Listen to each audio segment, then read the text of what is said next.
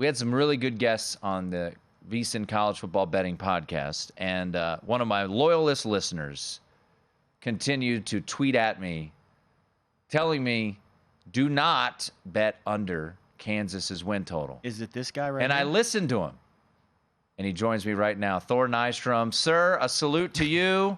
You gave me crap all summer. I said, I don't know. You know, they had a lot of fortune last year, but I like Leipold too much. I like you too much. I respect you. I did not bet the under.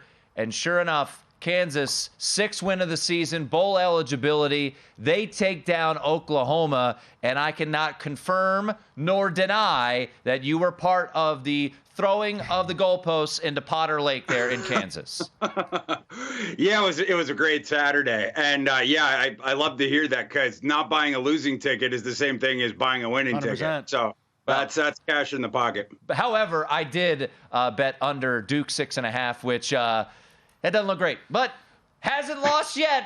Still alive. Probably will lose. Hasn't lost yet. All right. Speaking of that game, Thor, you know me. I'm a big, buy low, sell high type of guy. I talk about emotional spots all the time. This was an enormous victory for your Jayhawks. I think they said on the broadcast, generational. Has it ever happened? Had KU ever beaten Oklahoma? 97. It's been, it hadn't been in the 2000s. Yeah. So how do they respond going on the road, taking on Ames? It's a night game. Full disclosure, I've bet the Cyclones here, money line and -2.5. Thor, sorry. How do you see this game playing out?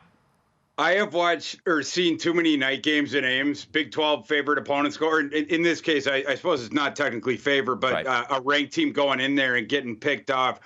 Last week, that was a great matchup for Kansas. Some people didn't notice it because Oklahoma was ranked so high and was undefeated.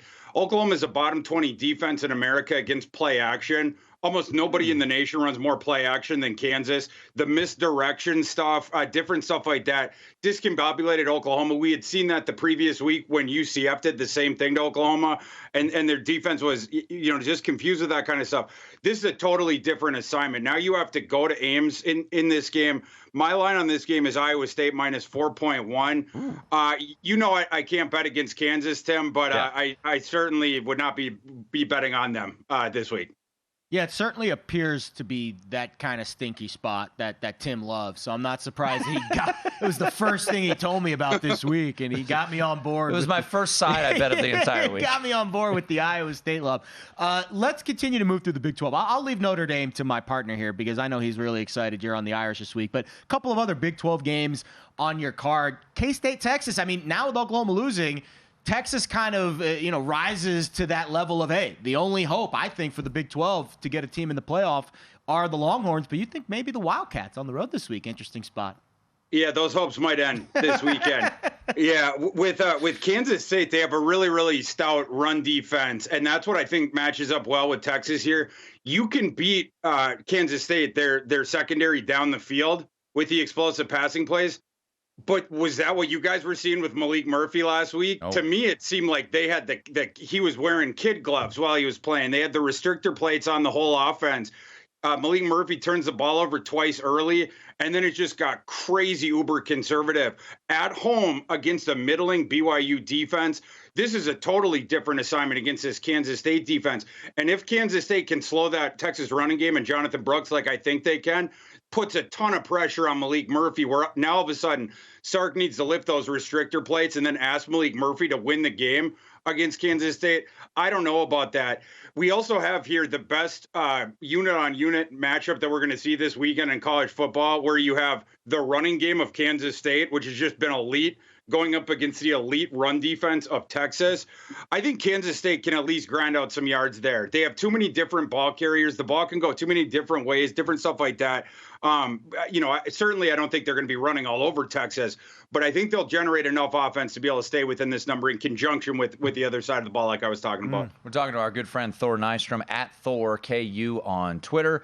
So K-State plus the points. Iowa State, he's not going to bet him, but I will. So I'll just, I will too. We're rolling with the clones there. It's no knock on his Jayhawks. Let's get to Bedlam. The last Bedlam for the foreseeable future, a rivalry that's been going on for over 100 years. So emotions are going to be high in this one.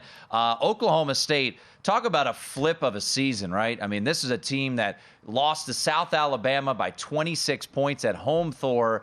And now, if they win on Saturday, they're in the driver's seat to go to the Big 12 championship with 3 newcomers into the conference waiting in the wings. But can they get past this Sooner squad? They're catching 6 at home. How do you see this matchup on Saturday in Stillwater? It's a great buy low plus sell high situation where you're getting value on both sides of it if you want to lay it with Oklahoma, and that's what I'm doing. I faded Oklahoma last week against Kansas. We cashed on that, but that was the matchup thing that I was talking about. In this game, Oklahoma State, they can't do those same kinds of things offensively. First of all, Alan Bowman is about as immobile as you get. He's just a statue back there. Where Oklahoma State, their offense is taking off, is giving the ball to Ollie Gordon. I don't know what they were doing the first couple games, platooning him with that kid they had gotten from Michigan State, who had never done anything there, Elijah Collins. Didn't make any sense. Ever since they started giving the ball to Ollie Gordon, all of a sudden the fortunes turn around. But a lot of that Oklahoma State running game, it comes in explosive runs. That's something that Oklahoma takes away. And so, if indeed that happens, this is going to put a lot of pressure on Alan Bowman to have to win through the air. I don't think that stuff is going to happen. The Oklahoma State doesn't do the misdirection kind of stuff that the past 2 teams did. Like I mentioned, they don't have the quarterback mobility either. And then as far as the Oklahoma offense, I think this is a big bounce back for them. Last week, the wind wasn't a factor, but the rain most certainly was. And you had the lightning delay and everything like that. For some reason, the Sooners were not throwing in that game. Even though they were down for most of it, they threw the ball like less than half of what their average attempts are. I believe that's because of Dylan Gabriel's hand size. In the rain, he was having problems gripping the ball. So they decided to try to win the game on the ground, which obviously did not end up working out.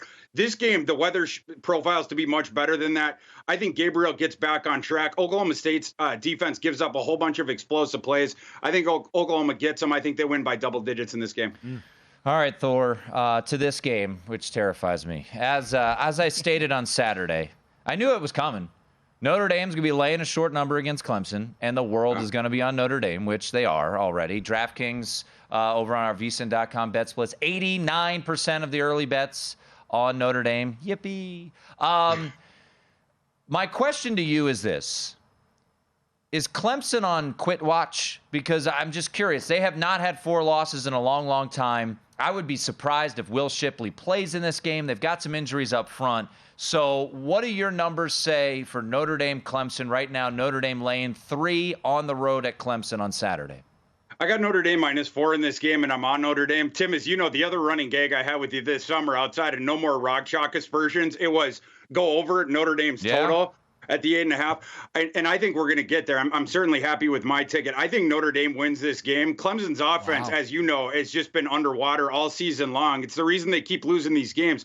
Clemson, in their 4 losses, those were the 4 games where they played defenses inside the SP Plus top 49. They're 4-0 against teams that have, sub 50th SP Plus defenses, but 0-4 against the team's top 49. In those games, they only average 17 points per game. Notre Dame is by margin the best, will become the best of that they have faced of the 5.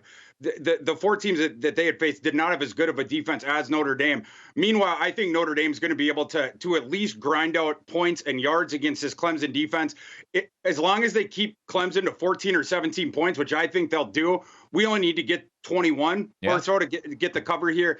I think that's what we're going to get. My prediction is Notre Dame 24-17. Well, guess what? If that prediction comes true, then I'm happy. Because I have the under. I think this is a under game. I think these are the 2 defenses are the best part. And I do agree that, Clemson's got some injuries up front, Thor, and I think Notre Dame tries to grind it out a little bit more here. So this will be big. I'm hoping for you that your bet home comes home. 24-17. I'll sign up right now. Where can I sign up? College football committee. I'll sign right now. They don't want to hear from you. Congrats, my friend, on the Kansas victory. Bowl eligible again. Now start getting that money so you can keep Lance Leipold around for a while. Oh, yeah. We're going to have to start phoning up. Appreciate it, guys. Go to VSiN.com/subscribe to become a VSiN Pro subscriber today.